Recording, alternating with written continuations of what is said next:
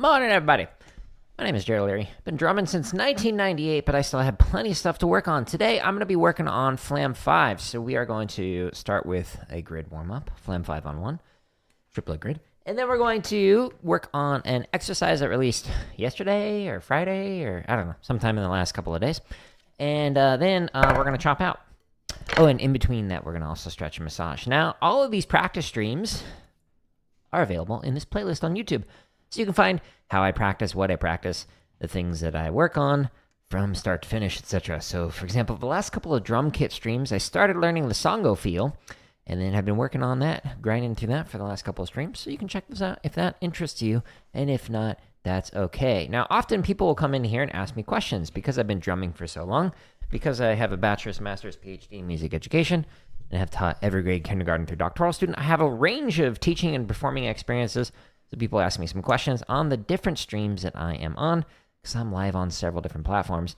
You can find my answers to a lot of the questions that I get in this Drumming Tips playlist on YouTube. Right now, there are 77 videos that are currently public, and each one of these videos has like different topics, using the timestamps in the description. The ones at the top that say members first are all scheduled to release. There's a new play-along that releases every single day. There's over 400 of those. But for the Drumming Tips, I release a new one every single Friday. So this is for the next month and a half or so. So stay tuned for that. But you can find all of this on my home tab of YouTube.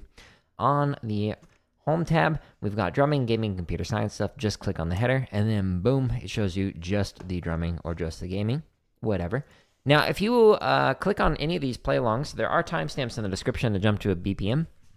But the very first link at the top of the play-alongs takes you to here, which has all the 56 drop exercises, the over 900 grid variations, all of the 55 drum charts, both straight and swung, all the timing exercises, over 400 marching bass stuff, and just under 300 technique stuff, and then the tips and live stream playlists.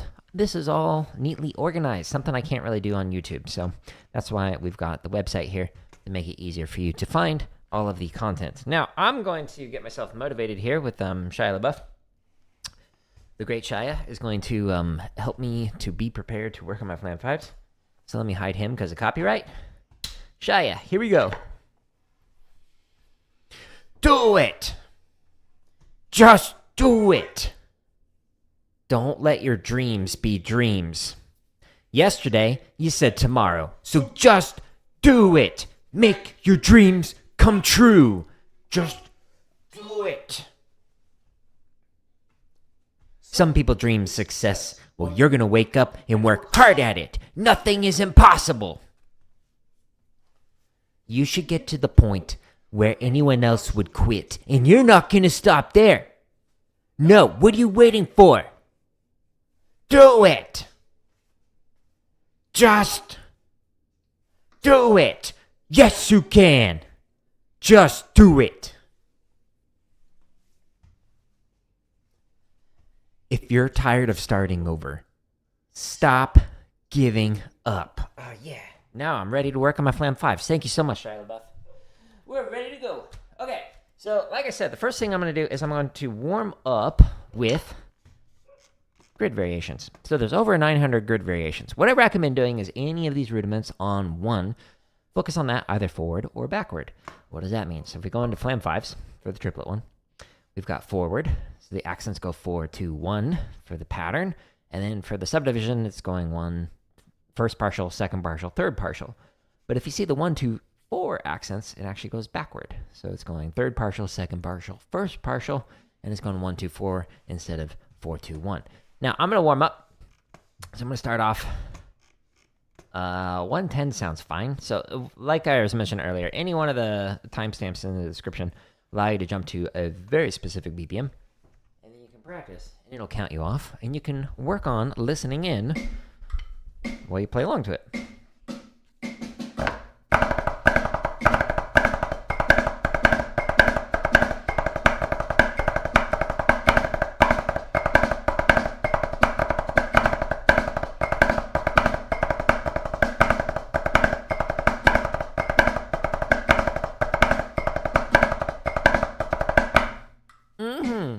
Just getting the blood flowing.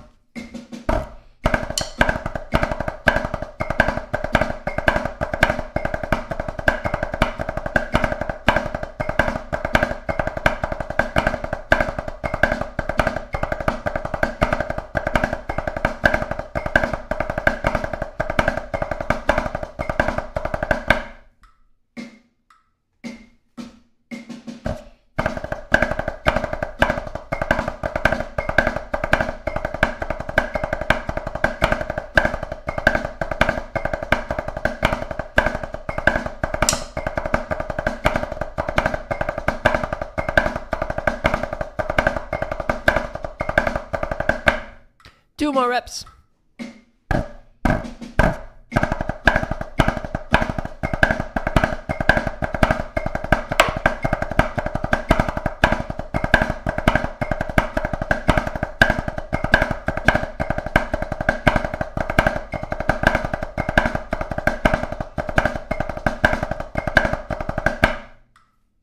Last rep.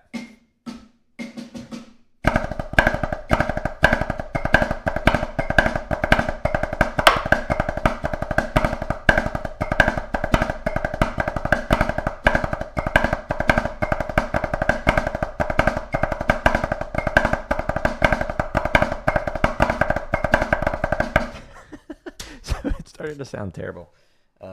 Because my stick, this is where it ended up. Like, my pinky is off the stick. It was slowly just sliding out of my hands. Perfect. Just what we want. All right. Okay, so first stretch I recommend doing. Take your sticks, put them in your palms. Facing up. Pull in. Pull in. Push through. This stretches the side of your forearms. It feels great. Highly recommend it. Hold it here for a little bit. And then just reverse the order. Just go back out the way you came. If you do traditional grip, rotate and hold here. Ooh, that feels good. Even though I don't play traditionally anymore, it still feels good. Hold it there for like 20 to 30 seconds. And then the other end of the continuum for 20 to 30 seconds. But because I don't do that anymore, I'm going to just go ahead and skip it. Now, I'm going to stretch the underside of the forearm. I did it this way during the drum kit stream. You can also do this on your pad. Or you can do this on the wall. The lower you go, the deeper the stretch. Don't put all your weight into it. You don't want to tear stuff.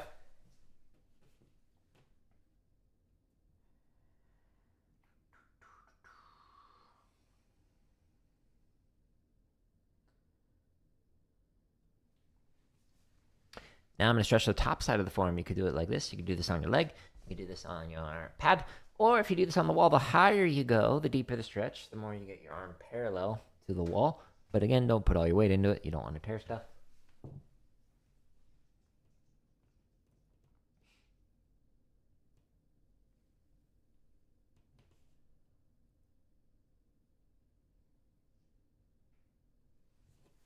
Apparently I'm sleepy. Cool. Now we're going to stretch thumb to thumb. So we're stretching the fingers. Start larger muscles. Work away to the smaller muscles, tendons.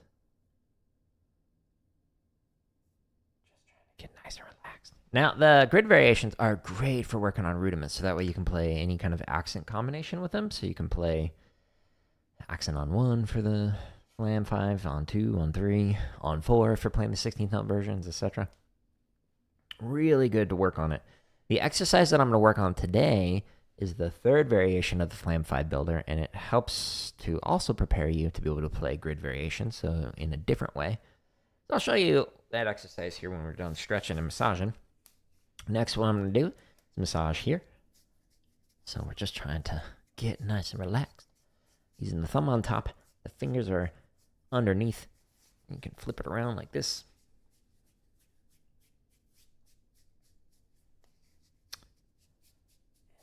Get the other arm.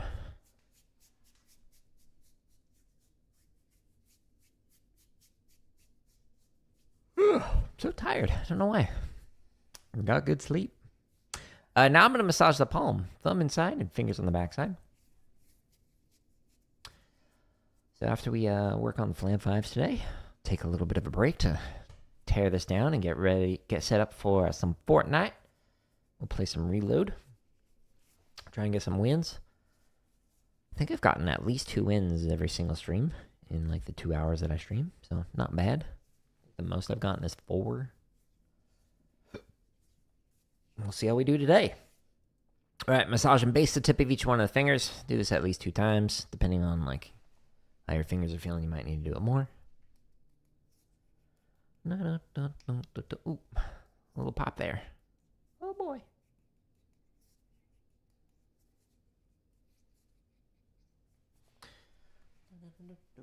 All right, so let me pull this up so you can just kind of see it. So this is forward grid. So again, the number of times that you play each of these patterns, it does 4 for the first line, 2 for the second line, and then 1 time for the third line. Now the pattern is the accent is on 1, so the first partial, on measure 1. The accent's on 2 for the second partial, and then the accent is on 3 for the third partial. So it goes through each one of the partials. If this were the 16th note grid that I were displaying, then it would have another measure where it'd have the accent on 4, the fourth partial of the 16th notes. So it does 4 of each of these. 1, 1, 1, 1, 2, 2, 2, 2, 3, 3, 3, 3. And then it does 2 of them. 1, 1, 2, 2, 3, 3. 1, 1, 2, 2, 3, 3. And then it does 1, 1, 2, 3. Repeat. 1, 2, 3. Repeat. 1, 2, 3. And repeat. 1, 2, 3. Now, if we go to the next play along in here, it's also Flam 5 on 1, but now the accents are 1, 2, 4. So this is now switching so that you do 1 of each, 2 of each, and then 4 of each. So it's the opposite. But your partials are also going backwards. So you're going 3, 2, 1, 3, 2, 1, 3, 2, 1, 3, 2, 1. And then you do 2 of each. 3, 3, 2, 2, 1, 1, 3, 3, 2, 2, 1, 1. And then finally 4 of each. 3, 3, 3, 3, 2, 2, 2, 2, 1, 1, 1, 1, etc. So that's those exercises in a nutshell. But we're going to go ahead and skip past these grid variations, and we're going to go all the way down into the technique section where there are a bunch of exercises in here to work on. So we're going to work on rudiment builders. Inside of here are quite a few different exercises to work on different rudiments. I'm going to play the Flam 5 builder, variation 3. So, like I mentioned, what was it? 6 days ago, I think. There's different variations in here. So this first one isolates out each one of the hands. So it starts with just the right hand, and then it slowly adds in the left until you have normal Flam 5s, and then it slowly removes one right hand at a time. This one is moving the accent around to work on your Flam 5. And then this one that we're going to work on today is actually keeping the accent on 1 the entire time, but it has check, 5 strokes, Flam, and then Flam 5. Check, 5 strokes, but now it's on the second partial. Flam on second partial. Flam 5 on the second partial. And then check. This is the 5 stroke on 3. So it's outside 5s. Flam on 3. And then Flam 5 on 3. Okay? So that's what we're going to work on. Now, with the play along, I'm going to just go ahead and start it at 40. Woo! Here we go.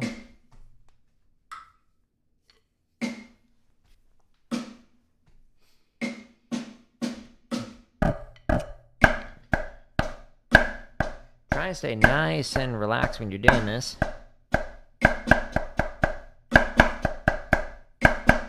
Pull the accent back, but do not overemphasize.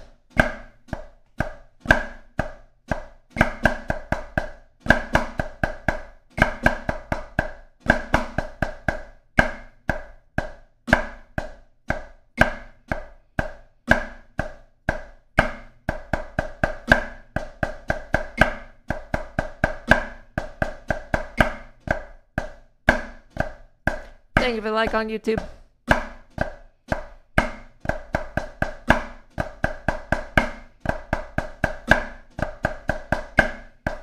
Okay, so now it's the outside 5s after the check.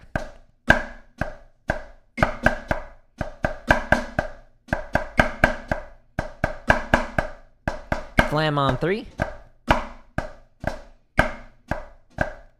Flam 5 on the outside. Or on 3. Now, because I'm refining this and I want to slowly improve it, I'm just going to let it go 1 click at a time and slowly get faster. Again, stay relaxed.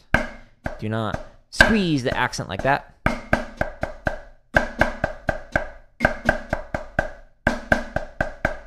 I'm specifically trying to work on my left hand. You're very welcome, Robert. Literally thousands more. Just use the link at the top of the description in the video that you're watching right now, or I guess the live stream.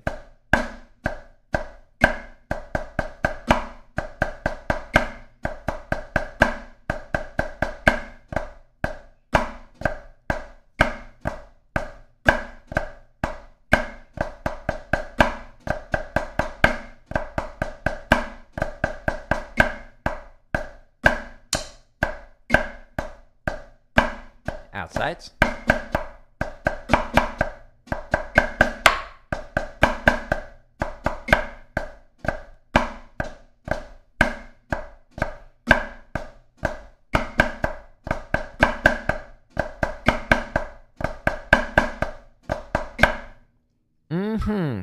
So again, with these play-alongs, it helps you to listen in to perfect rhythmic interpretation, whether you're a center snare or whatever. If you're on the outside, it helps you to practice playing precisely so you don't rush or slow down. It's like you're playing with the rest of the group. You'll hear when you're off.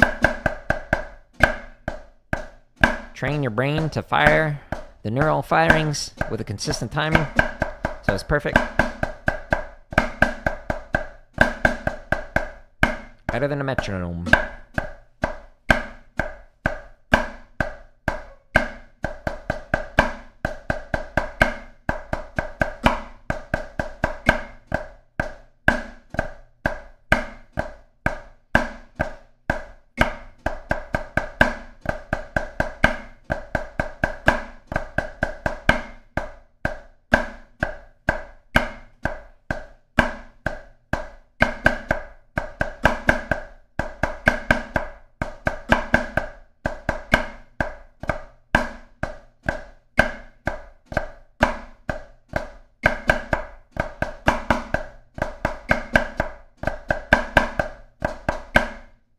Now again, it's really important to go one click at a time rather than jumping around by like 10 or 20 clicks, because then you'll have some gaps in your playing for the mechanical side of things that you might not realize unless you did it one click, like these are designed to do. You don't have to start at 40. I highly recommend it though. I've been drumming for over 26 years and I'm starting at 40. Allows you to really refine your technique.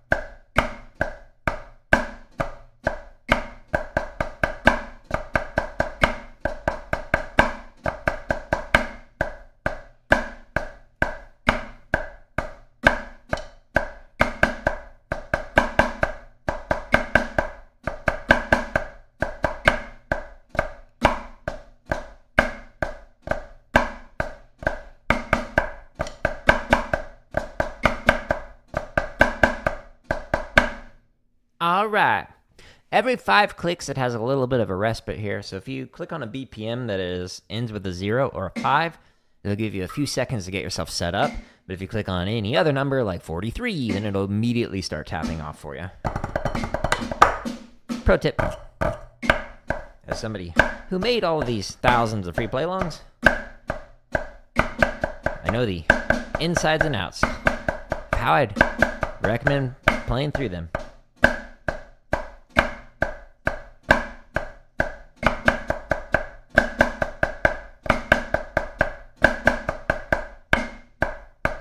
Early on that start of the second line,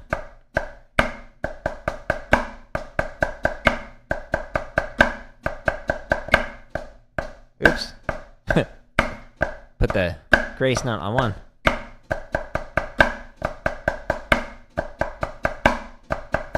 Definitely don't play a grace note after a diddle or a roll. Don't recommend it. Unless you want to spend all season cleaning it, which you do you.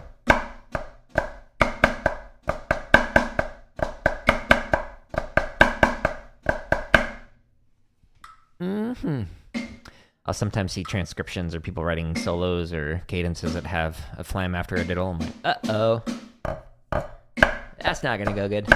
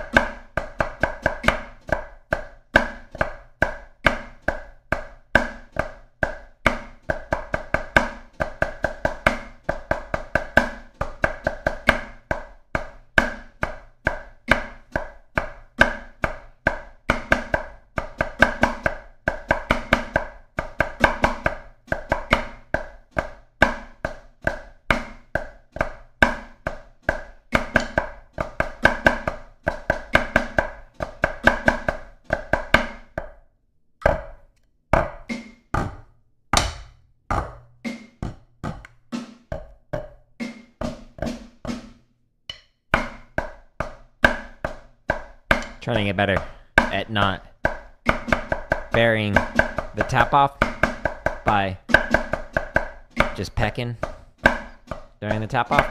Realized, thanks to Glenn, thank you, that you can't hear the tap off like I can because of the mic directionality and because of the like speaker placement and stuff. I was like, oh, good point.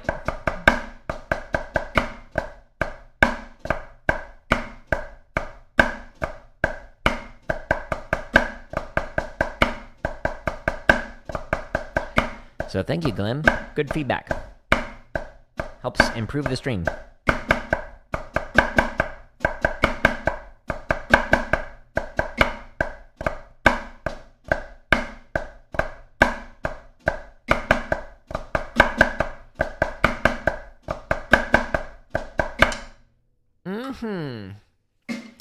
So again, I'm trying to stay light on the accents. I'm trying to play with a fast technique while going slow. By not like forcing in each one of those accents, just pull it back. I say it all the time. It bears repeating. It is very important. If you squeeze and really force these like that, when you speed this up, like go twice as fast or 3 times as fast, ooh, bad attack, then it's gonna sound bad. And you're gonna play with a really tight technique that's gonna slow down your playing. So play super relaxed while going slow,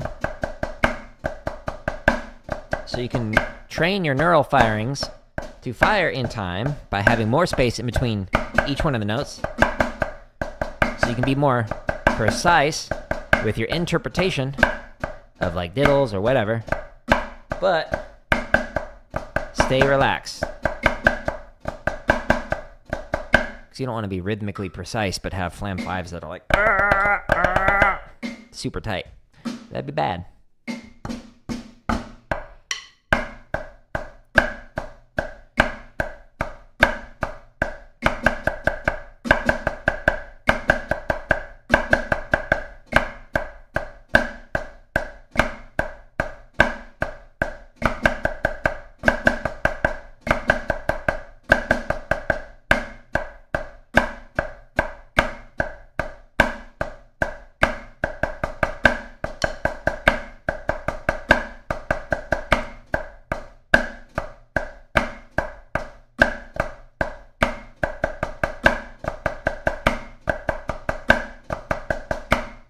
Interesting. Like TikTok is like scrolling notifications. It screwed me up.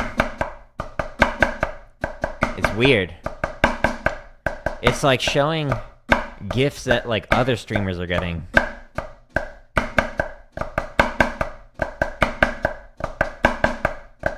It's just saying like somebody else's stream received a gift from this person. It's like scrolling past. It's very weird.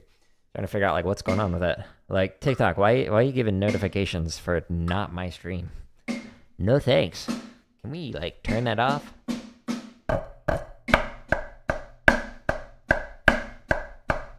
Will get turned off soon if it gets banned here in a week and a half. Stay tuned.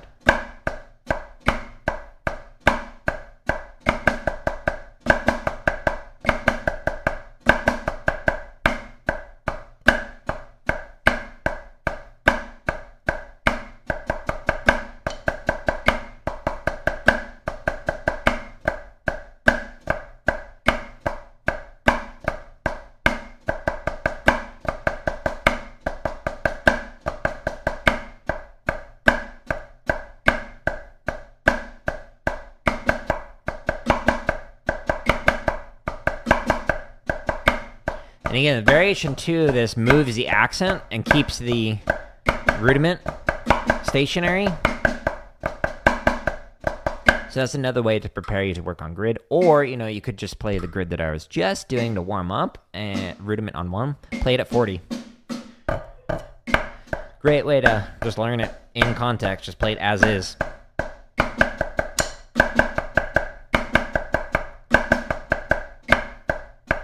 Just go slow.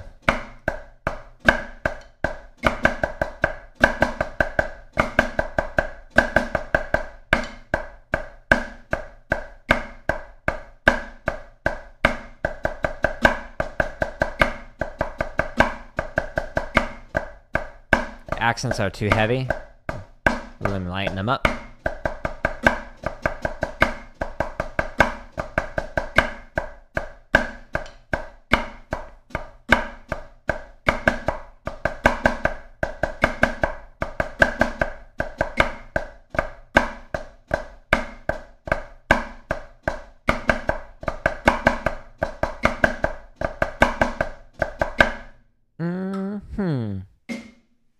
Do a little dance. Turn the tap off. Just imagine a drumline doing that. Ah!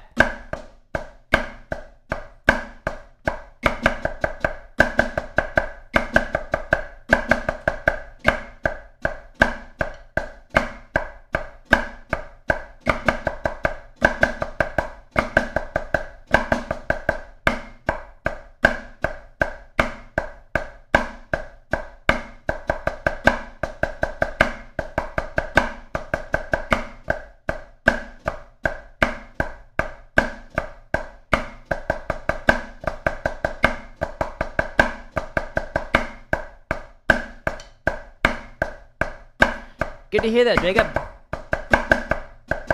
There's thousands.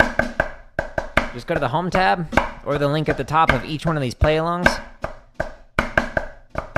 Keep you busy for a while. Just play it slow. Speed it up, one click at a time. Use the timestamps in the description. That's how you get better. But glad to hear you'll put them to use. That's why I created them.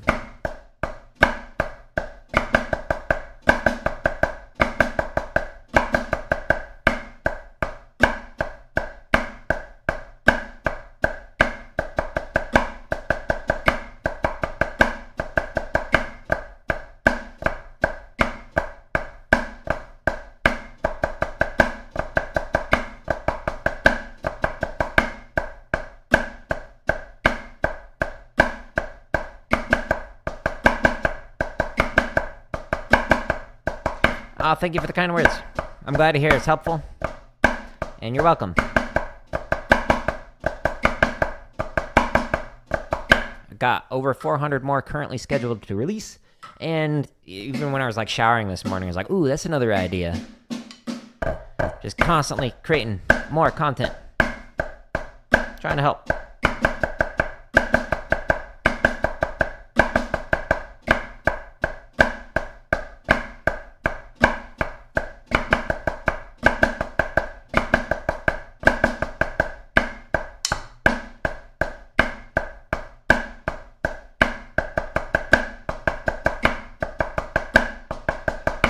Oh, Stick Control. Cool. By Stone.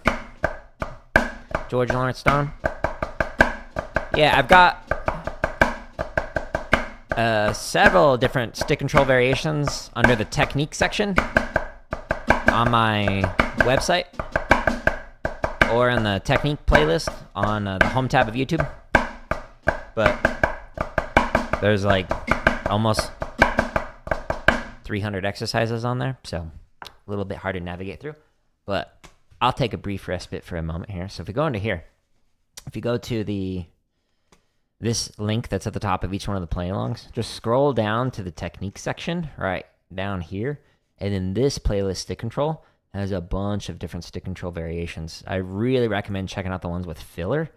So for example, the advanced stick control with filler, this one's my favorite one. I'll play through it just like one time so you can kind of hear what it sounds like, but this one's really cool, if I do say so as the person who wrote it. This might not go good. Let's try it. Wish me luck. 120. So this alternates between duple and triplet feel.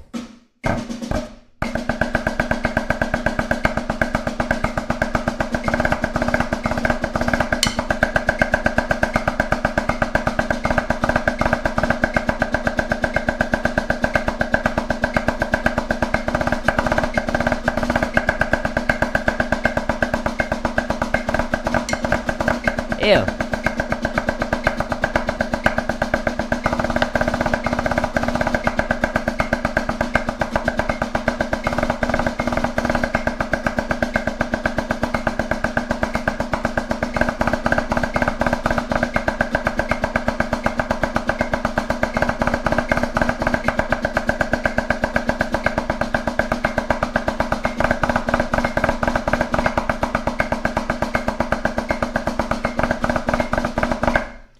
So that is my favorite stick control variation. It's a fun one because it's going from that duple feel on the first line to the triplet feel on the second line while trying to make it all sound nice and even. But yeah, good luck with your stick control practice and whatnot. But hopefully these play-alongs can help you with that, as they help me with my own playing. Whoop. Speaking of, let's resume. Working on the Flam 5. Builder, variation 3. We're at 55, I think. Yeah. Yeah, definitely play it slow. That one goes as slow as 20, I think. These triplet ones go as slow as 40, but go slow. No shame in doing that. I demonstrated it faster just so you can see the whole thing without waiting 5 minutes to get all the way through it. But this is what I recommend. Slow.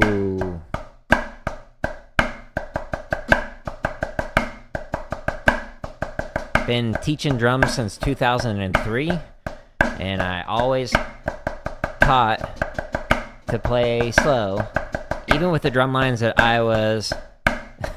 You got snow? Nice. When I was teaching drum lines, we'd slow the book down to 40. Or whatever exercise we were playing.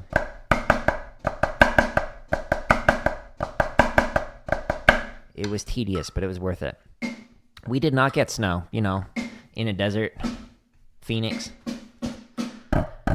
No snow here. Your old lessons teacher did that as well? Nice.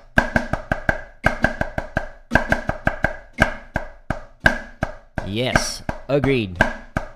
I have to remind myself with like these play-alongs, I started releasing them like what, 3 or 4 years ago, something like that. Now I have a library of them, but now I need to get more people to find them. Takes time. Philadelphia, nice. I haven't been there in a few years. Been there a couple times for conferences.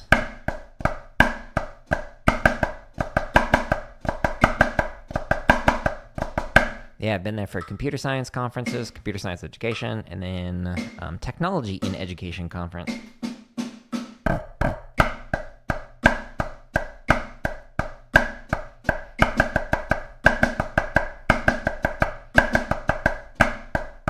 Yeah, I hear you. And Jacob, you're able to like hear those subtle differences when you're playing slow. Like if I played this at like 2 or 3 times the speed that I'm currently playing this at, like I wouldn't hear all the subtleties that I'm getting by playing this starting at 40. I'm making micro adjustments in my left hand to try and match my right hand because of all the years of playing traditional. My match grip, is not where I want it to be yet.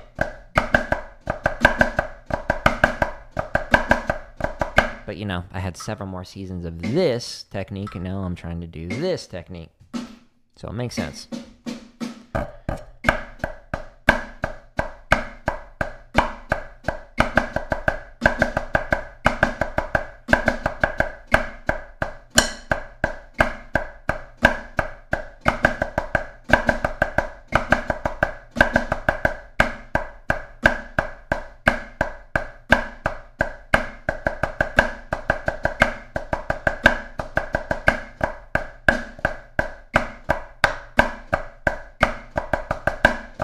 So that second line is where I'm getting the heaviest of the accents, because there's no diddle on an accent.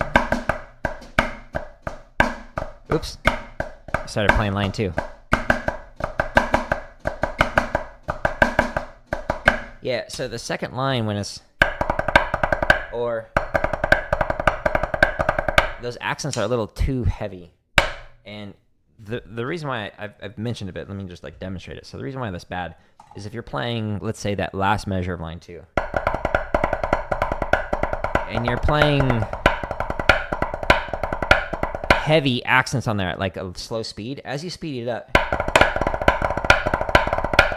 and you try and like force those accents in there, you're just gonna get this really tight technique. So that's really bad for you in the long run. So if you play where you're pulling it back but not overemphasizing the velocity of it, or squeezing too much with your hands, then when you play it fast, it will sound and feel significantly better. You like to work on your legato and staccato technique? Bucks are good. Yeah, my favorite ones are there's an exercise under the technique, under the accent tap playlist, 2 up, 2 down. So that one, it does all 4 of the stroke types if you are like a rudimental 2-height drummer. So we have up, a stroke that starts up and ends up. So up, up. A stroke that starts up and ends down. A stroke that starts down and ends down. And a stroke that starts down and ends up. So if you have up, up, 2 strokes, and then down, down. So this works on all 4 stroke types in just 4 notes. So figuring out like the changes or lack thereof that you do with your mechanics when you're playing this, like how much space, what are you doing with your fulcrum, etc. Oops, pressure, all that fun stuff. It's a great, simple exercise to work on. When you do it, what I recommend doing is like you can isolate it out on the right hand, isolate it out on the left hand, but if you do both hands together, then you can hear if your hands sound like this, which is bad, or you have like 2 different velocities or timing, or if your hands sound like this, which is good, where you're getting a pop. So that popping sound with double stops allows you to hear velocity. So if I start changing the speed of this, it gets flammier. And then if I start to match the velocity and the height and stuff, then it sounds better. So that's a great way to work on your 4 stroke types. Whee! Here we go.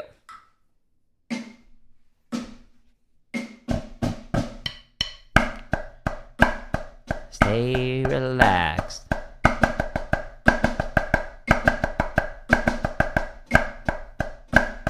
Yeah, double stops are great. Not enough people, in my opinion, work on double stops. They usually just like isolate out what's the right hand doing, what's the left hand doing. That's fine, but how do they sound as double stops?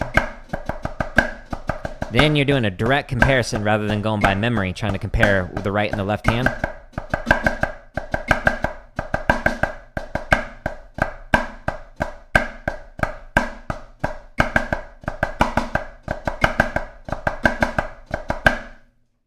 guess that's something I could talk about and like turn into a YouTube short.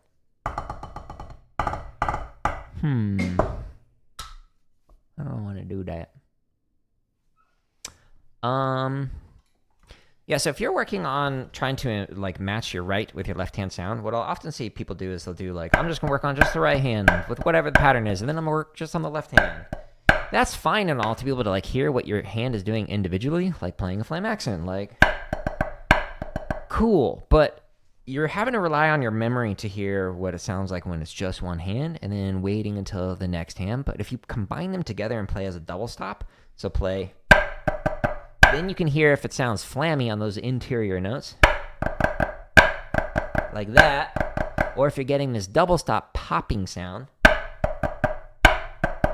So those low notes should get a pop rather than a cha sound. So when you're practicing, yeah, you can work on it in isolation to figure out what each hand is doing. But if you play them as double stops and put them together, then you can actually hear, did they sound the same? Is it the same velocity, etc.? So I highly recommend working on that with any of these play-alongs.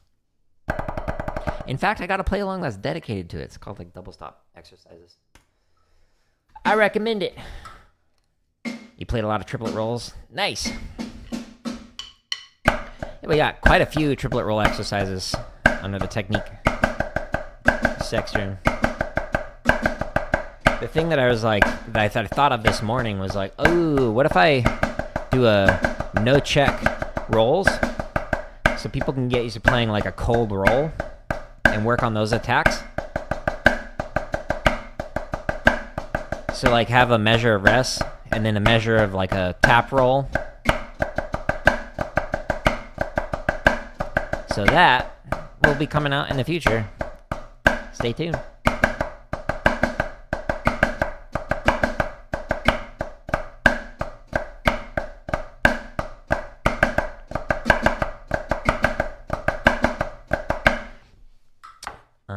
Sorry, let me read your comment. Think about playing through the head as opposed to Freddy Gruber's stop at the head motion. I don't know who Freddy Gruber is. I'm really bad at knowing people names. Yeah, the idea of like playing through the head sometimes confuses students because they'll take it literally, and then what they'll end up doing is when they'll play, they will push into the head, and then they have to physically basically pull the stick back up rather than letting the rebound work through it. So the idea of like your playing zone not being here but being below it, like, okay, that makes sense that you want to put more velocity into it.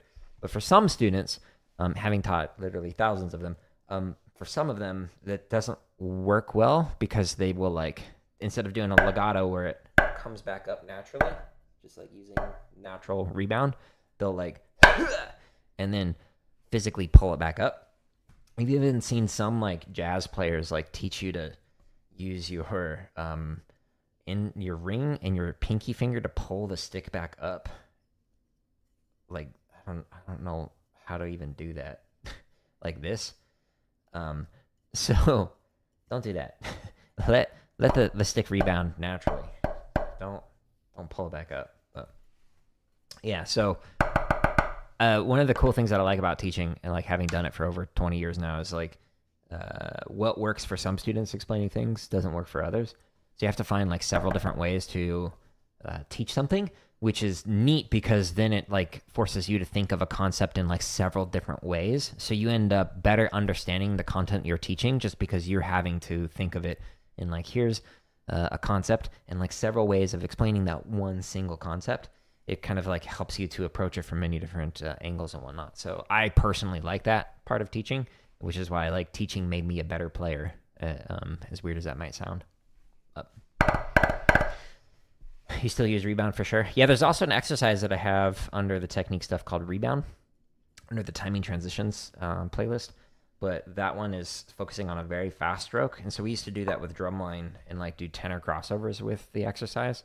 So like every stroke would be a different crossover. So either separate or right hand over and then left hand over. So you just like keep going back and forth between the two. It's a lot of fun for the patterns, but I recommend it. Anyway. Let's do... How long have we been going? We'll go a few more reps. Ew. Yeah, I ordered the new Vic Firth tenor pad with rims, so I'm looking forward to getting that by Friday, I think. And then I ordered a double bass pedal, and that will come in sometime by February, can't speak. Learn to play double bass. My wife knows how to play double bass. She's had one for a long time, but I never worked it up.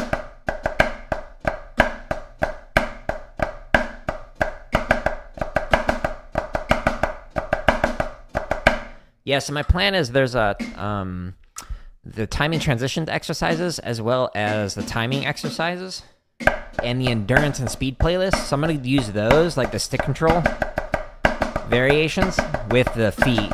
So that's one of the ways that I'm going to work on double bass, just for fun.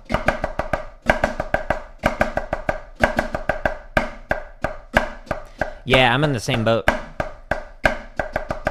Most of what I've learned on kit is jazz and Latin, so my left is not able to hang with my right hand, but I also haven't played drum kit much at all, so in general it's not great,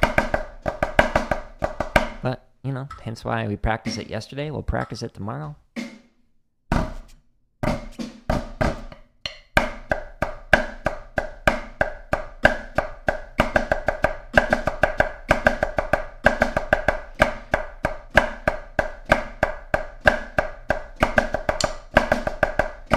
So after a couple more reps here, I'm going to play through a float drag variation with Flam 5s.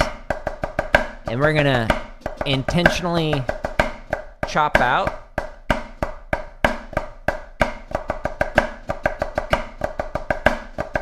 So we're going to go to the point where my hands fall apart. And that gives me data for what to work on next practice stream.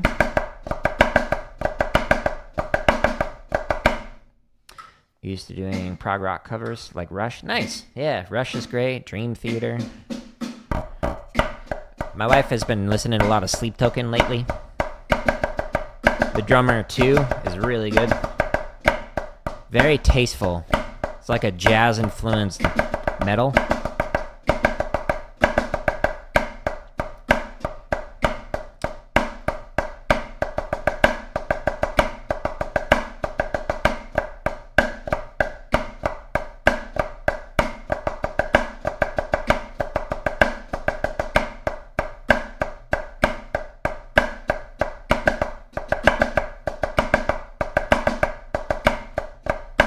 Drumeo actually has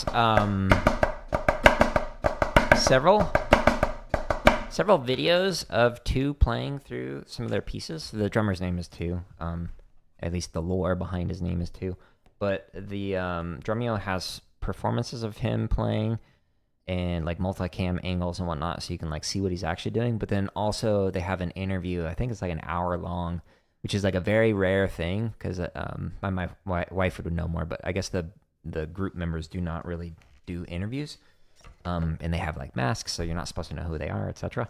But yeah, it's interesting. I really enjoyed watching it, and it's like it's the most tasteful, least overplayed like metal that I've heard, like that style of drumming.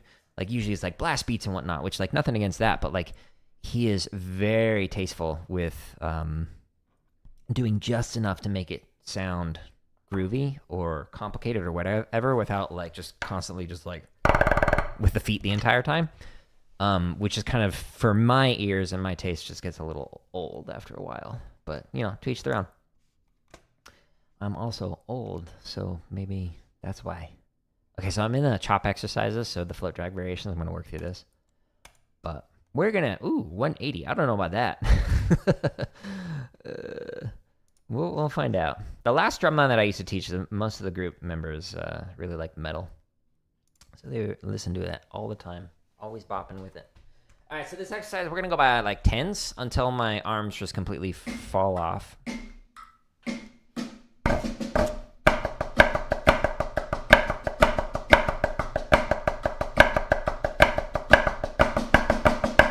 So the first two lines are check off the right and then off the left.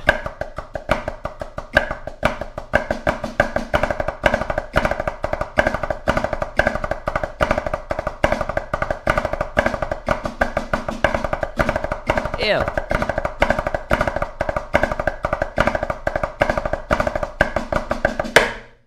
Rush that Flam tap. So the Flam 5s, normal. And then float variations of like Flam 5s or cheeses or drags or whatever puts it into a 5-lit pattern and then puts an extra diddle on the 4th note. So Tom Float actually signed those sticks. Tom Float, he used to teach Blue Devils. And so this the rhythm is named after him. So float 5 is compared to a normal Flam 5 or a Flam drag. A float drag is that. Okay, so that's why it gets the name for this. Why it's called float drags with Flam 5s. Story time with Jared, a history lesson. You love big band, Buddy Rich? Yeah. I have a friend that I marched with who's actually in... Oh, I forget what branch of the military. I think Marines. Apologies, Wes, if you're in a different branch. But he's the big band drummer. Amazing drummer. Really chill dude.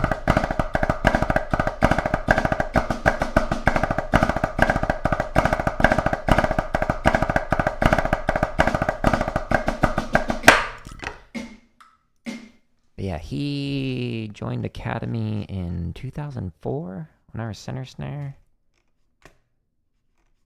And now he's a big band drummer for one of the military branches. I'm pretty sure it's Marines in the jazz band. I could be wrong.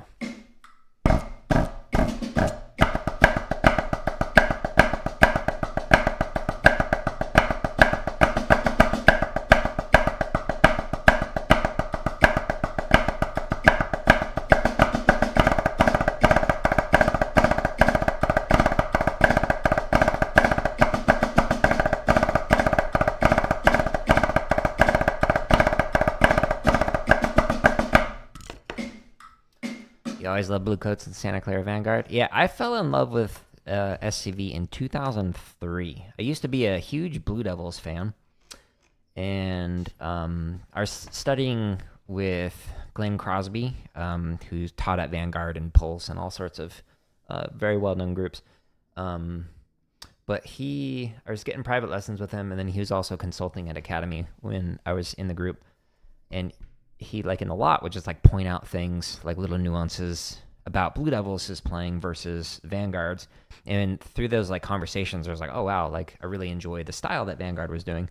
And it's like even just like the stuff they were playing when they first started playing like double beat or like Krakus or I don't know, Fulcrum Freddy or just like some other like basic strokes, all of those old school early and mid 2000 exercises. I just like really fell in love with like Vanguard's old playing when Murray Gussick was there.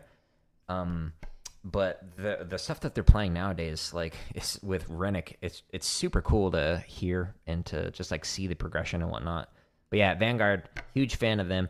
Also a huge fan of Blue Coats, which Roger Carter came out of the was it the mid and late 90s Blue Devils snare line. So he's got that old school influence from Blue Devils. And then Blue Coats, or Boston rather, the last like 4 years have been like throwing down some notes. Really fun to see that. Your lesson teacher was in Blue Coats? Nice. I taught a couple of students in the music ed program from Blue Coats.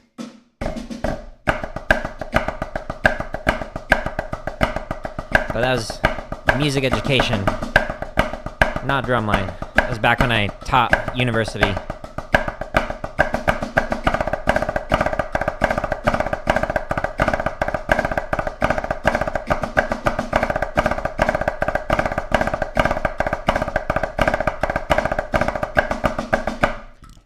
in the day. But yeah, Bluecoats, the last several years have been throwing down. Very consistent. It's cool to see their lock clips and stuff. Roger, always on the drum kit.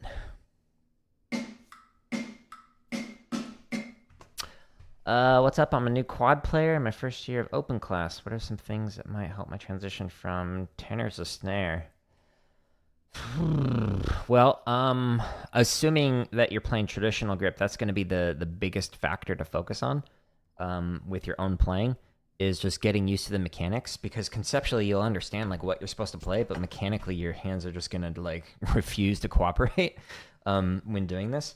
But with snare drum, despite what some people might say, like jazz drummers in particular, it's all about forearm rotation. And it's not like a thumb motion.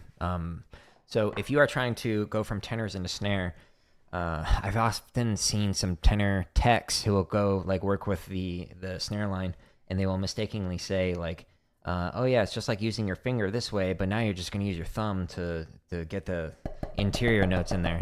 And that's just fundamentally false assumption there. It's just incorrect. So the thing is, like when you're doing snare, let me lower this down, your level of motion that you have to do, the amount to be able to go from like the resting height to be able to play a tap is so small because of the leverage that you're going to have here from your fulcrum to the bead of the stick. So it looks like I'm not using my wrist right here, but I'm not using finger at all. That is 100% rotation right there to be able to get that small motion on there, but it might look like I'm doing finger for those interior notes. So that's one of the things that I'd highly recommend focusing on, is going into here. And yes, like Jacob is mentioning, when I got a couple lessons from Jeff Queen, what he recommended was to use a doorknob. And so with the doorknob, you'll put it in between the ring and middle finger, and you'll rotate there. And that can, a doorknob that has snapback resistance, that can help you with that endurance and speed, etc. Sorry, my bad, from snare to tenors. Oh, your main is snare. Oh, okay. So let me come back to this in a moment. Under drumming tips. So we're on the home tab of YouTube, but if you click, like, it shows you all the drumming playlists in here, thousands of them. But if you go under drumming tips, there's one in particular that talks about like the very basics of playing zones. So let me get the number for you. Oh yeah, this one. So number 67, Intro to Tenor Playing Zones, and other drumming tips. So this has more of like the basics that I'd recommend for learning how to move around the drums and learning like where are you supposed to aim for when you're playing on the surface. So check out that one, Drumming Tips 67, and it's just under 9 minutes worth of like content on here. But that you could have one hand. We only need one, Jared. Thank you. That is a good introduction for you. So again, it's number 67, Intro to Tenor Playing Zones, and there's a ton of other tips in here that are tenor specific, snare specific, just drumming specific, blah blah blah blah blah, etc. Did I march? Oh, sorry, you're asking him. Did you march Mandy's? Did you?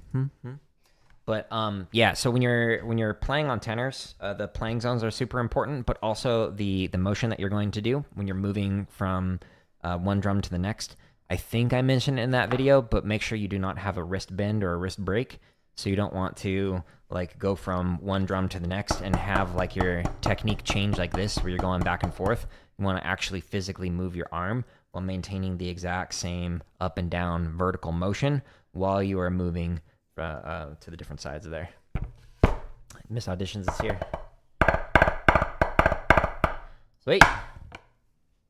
You have a long while in DCI? Yeah, that's awesome. I had 5 years that I marched, and then years 6 and 7, I couldn't march because of a car accident. But hopefully you get a long, enjoyable time in drum corps, or WGI, or both. You just work for the Mandarins teaching elementary. Nice. Nice. We're at 150 now, I think.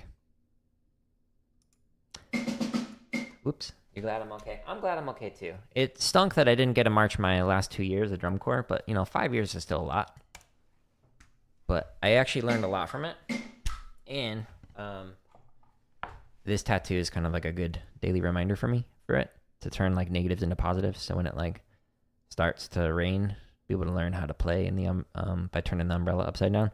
So I wouldn't wish that on anybody in terms of like car accidents are no fun, especially like the fact that my knee would collapse just randomly for a couple of years after that. Like I just like couldn't trust that I could even walk upstairs without falling.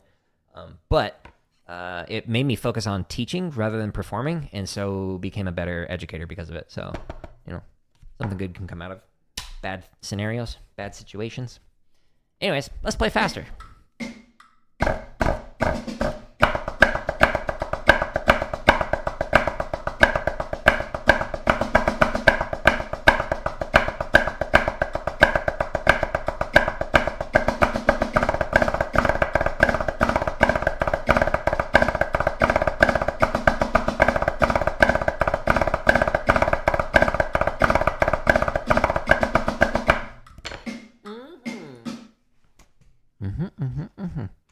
Oh, and by the way, it looks like your name might be pronounced Blue? Maybe? No, Prod. So I also went from snare to tenor, so I am a snare drummer who is playing tenors. It's fun. It's a good challenge. I know my stuff. Sometimes.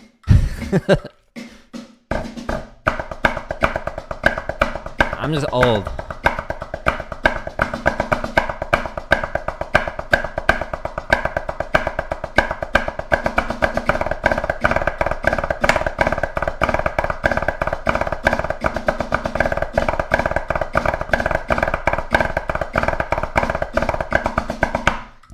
Oh boy. So I'm playing with the Hardeman hammers, which are like the extra heavy chopsticks. Great for practicing. And they're double tape, so my chops are like about to explode. Woo-wee. All right, here we go. Wish me luck.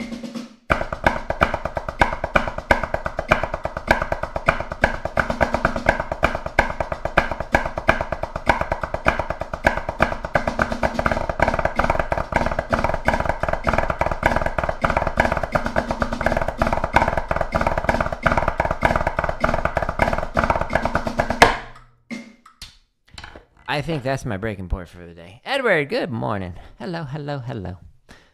Anyways, I love this exercise. There are multiple more variations of the float drags exercises in this playlist, but there's literally over 2,000 play-alongs and drumming tips and live streams, etc.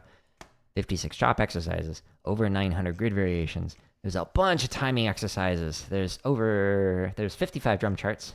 There's over 400 marching bass, just under 300 technique stuff, and then all the tips when people ask questions. Like there's some great questions today that I will turn into some tips, and I'll put in this playlist in the future, etc., etc. If you want to see like the books and gear that I recommend, right here under the books and gear, this takes you to some Amazon affiliate links. So thank you, people who've used it for a lot of these different books that I recommend to like get better on quads. Like you might want to check out Quad Logic. Highly recommend that book. For any tenor player is really good. But the sticks I was using are these, the Hardeman hammers. I highly recommend them for working on your chops. If you like the barrel tip of the normal Hardemans, it's the same thing. They're just extra heavy. So they're about 44% heavier than like the double taped normal Hardeman. So we measured it on stream. That's why I know that. I don't just like, this feels about 44%. Anyways.